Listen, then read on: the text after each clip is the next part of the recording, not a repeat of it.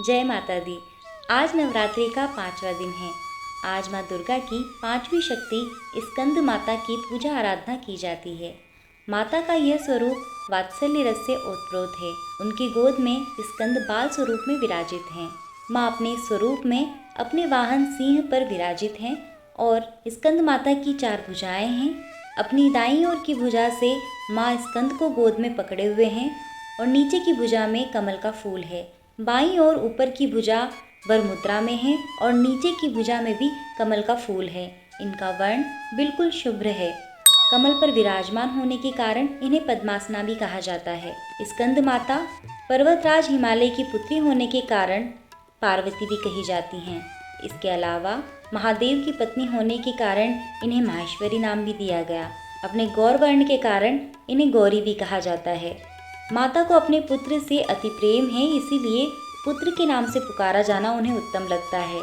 मान्यता है कि स्कंद माता की कथा सुनने और पढ़ने वाले भक्तों को माँ संतान सुख और सुख संपत्ति प्राप्त होने का वरदान देती है। आइए सुनते हैं स्कंद माता की कथा। पौराणिक कथाओं के अनुसार तारकासुर नाम का एक राक्षस था। वह अपनी अमर होने की इच्छा को पूरा करने के लिए ब्रह्मा जी की कठोर तपस्या कर रहा था। तारकासुर की तपस्या से भगवान ब्रह्मा प्रसन्न हो गए। तब तारकासुर ने वरदान में अमर होने की इच्छा रखी। यह सुनकर भगवान ब्रह्मा ने उसे बताया कि इस धरती पर जिसने भी जन्म लिया है उसकी मृत्यु निश्चित है, कोई अमर नहीं हो सकता। तारकासुर यह सुनकर निराश हो गया।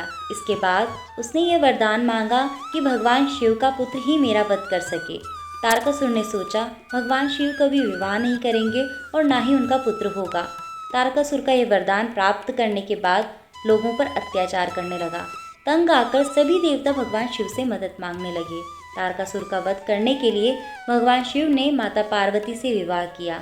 विवाह करने के बाद शिव पार्वती का पुत्र कार्तिकेय हुआ।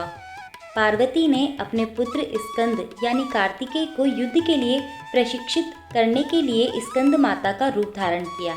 स्कंद माता से युद्ध का प्रशिक्षण लेने के बाद जब कार्तिकेय बड़े हुए तो उन्होंने तारकासुर का वध कर दिया।